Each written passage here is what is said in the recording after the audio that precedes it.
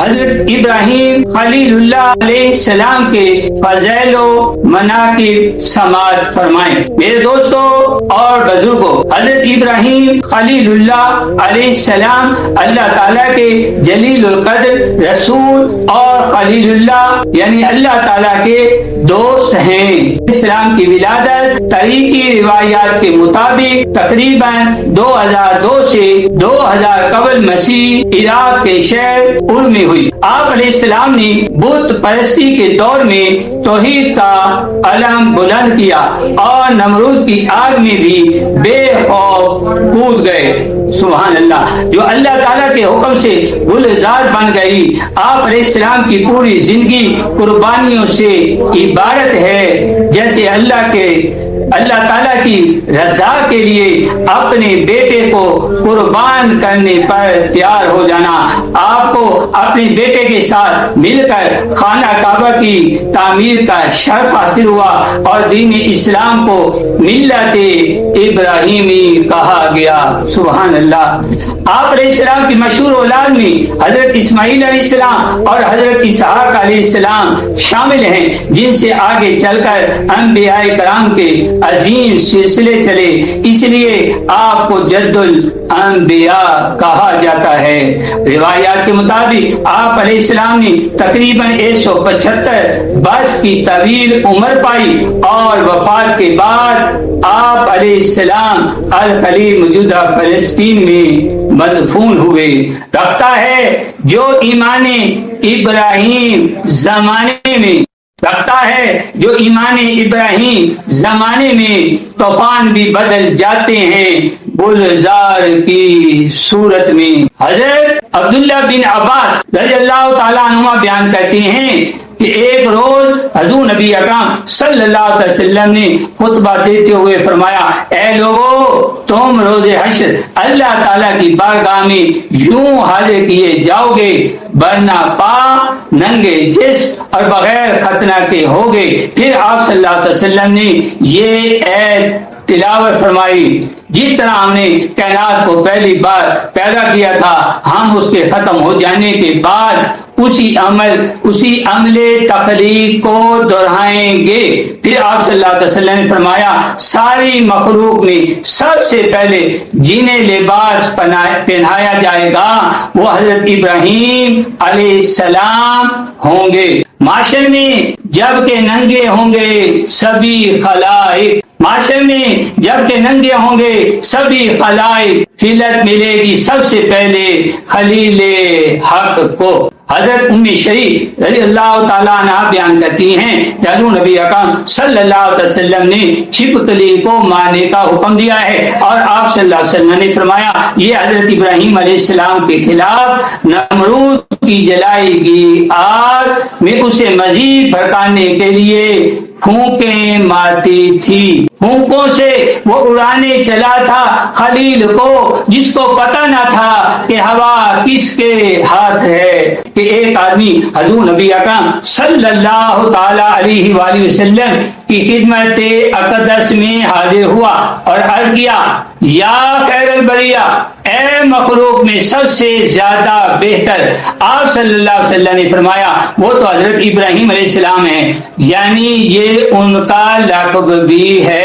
اور ابن عساکر کی روایت میں ہے کہ ایک آدمی نے حضور نبی اکرم صلی اللہ علیہ وسلم کی خدمت میں عرض کیا، یا خیر الناس، اے لوگوں میں سب سے زیادہ بہتر۔ آپ صلی اللہ علیہ وسلم نے فرمایا، وہ حضرت ابراہیم علیہ السلام ہیں، یعنی یہ ان کا بھی لقب ہے۔ پھر اس آدمی نے عرض کیا، یا عابد الناس، یعنی اے سب لوگوں سے بڑھ کر عبادت گزار۔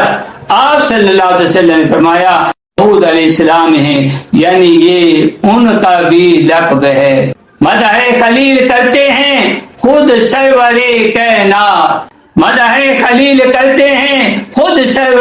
کائنات، رتبہ خلیل پاک کا کتنا بلند ہے۔ کہتے ہیں سب جنہیں خیر بشر جہاں، ان کی زباں پہ نام خلیل ارجمند ہے۔ حضرت عبداللہ بن مسعود رضی اللہ تعالیٰ عنہ بیان کرتے ہیں کہ حضور نبی اکرم صلی اللہ علیہ وسلم نے فرمایا بے شک ہر نبی کے انبیاء کرام میں سے دوست ہوتے ہیں، اور بے شک میرے دوست میرے والد اور میرے رب کے دوست یعنی حضرت ابراہیم علیہ السلام ہیں، اور امام حاکم کی روایت میں ہے اور بے شک میرے دوست اور میرے خلیل میرے والد حضرت ابراہیم علیہ السلام ہے۔ پھر آپ صلی اللہ علیہ وسلم نے یہ آیت پڑھی، بے شک سب لوگوں سے بڑھ کر ابراہیم علیہ السلام کے قریب اور حقدار تو وہی لوگ ہیں جنہوں نے ان کے دین کی پیروی کی ہے، اور وہ یہی نبی صلی اللہ علیہ وسلم اور ان پر ایمان لانے والے ہیں، اور اللہ ایمان والوں کا مددگار ہے۔ شان خلیل پاک کا عالم نہ پوچھئے، شان خلیل پاک کا عالم نہ پوچھئے، خالق بھی کہہ رہا ہے انہیں اپنا آشنا، اور مصطفیٰ نے کہہ دیا وہ دوست ہیں میرے، اور مصطفیٰ نے کہہ دیا وہ دوست ہیں میرے، رتبہ خلیل حق کا کتنا بڑا ہوا۔ حضرت عبداللہ بن عباس رضی اللہ تعالیٰ عنہ بیان کرتے ہیں کہ جب حضرت ابراہیم علیہ السلام نے بیت اللہ کی تعمیر مکمل کر لی تو اللہ تعالیٰ نے ان کی طرف وحی فرمائی کہ لوگوں میں حج کی ندا دیں۔ تب راوی بیان کرتے ہیں کہ حضرت ابراہیم علیہ السلام نے پکارا، جان لو بے شک تمہارے رب نے ایک گھر بنایا ہے اور تمہیں یہ حکم دیا ہے کہ تم اس کی زیارت یعنی حج کرو۔ پس ان کی ندا پر پتھروں، درختوں، ٹیلوں اور مٹی میں سے جس نے اس ندا کو سنا اس نے جواب دیا، لبیک اللہم لبیک، اے اللہ ہم حاضر ہیں، ہم حاضر ہیں۔ صدا دی جب خلیل نے تو ذرہ ذرہ بول اٹھا، لبیک الہی لبیک، شجر و حجر سے آئی تھی۔ حضرت عبداللہ بن عباس رضی اللہ تعالیٰ عنہ بیان کرتی ہیں کہ اسلام کے 30 حصے ہیں اور کوئی شخص ایسا نہیں جسے اس دین کے ذریعے آزمایا گیا وہ اس آزمائش پر پورا اترا ہو سوائے حضرت ابراہیم علیہ السلام کے۔ اللہ تعالیٰ نے فرمایا اور حضرت ابراہیم علیہ السلام جنہوں نے اللہ کے ہر امر کو با تمام و کمال پورا کیا، بس اسی وجہ سے اللہ تعالیٰ نے ان کے لیے آگ سے نجات مقدر کر دی۔ امتحان اس کے حق میں جو رہا 100% پورا، امتحان اس کے حق میں جو رہا 100% پورا، وہ صرف ایک بندگی کا شاہکار ابراہیم تھا۔ حضرت ابو ہریرہ رضی اللہ تعالیٰ عنہ بیان کرتے ہیں کہ حضور نبی اکرم صلی اللہ علیہ وسلم نے فرمایا، روز حشر لوگ کہیں گے اے ابراہیم آپ اللہ تعالیٰ کے دوست ہیں، اور آپ کی دوستی کا آسمان والوں اور زمین والوں نے بھی خوب چرچا کر رکھا ہے۔ معاشر میں کہیں گے لوگ اے خلیل خدا سنیں، معاشر میں کہیں گے لوگ اے خلیل خدا سنیں، ارض و سما میں چرچا ہے آپ کی دوستی کا۔ حضرت سامورا رضی اللہ تعالیٰ عنہ بیان کرتے ہیں کہ حضور نبی اکرم صلی اللہ علیہ وسلم نے فرمایا، بے شک انبیاء کرام علیہ السلام میں سے ہر 2 نبی دوسرے تمام لوگوں کے علاوہ روز قیامت آپس میں دوست ہوں گے۔ آپ صلی اللہ علیہ وسلم نے فرمایا، فرض اس دن ان میں سے میرا دوست وہی ہوگا جو اللہ تعالیٰ کا بھی دوست ہے یعنی حضرت ابراہیم علیہ السلام۔ معاشر میں ہر نبی کے ہوں گے رفیق و دوست، معاشر میں ہر نبی کے ہوں گے رفیق و دوست، میرا ولی تو بس میرے رب کا خلیل ہے۔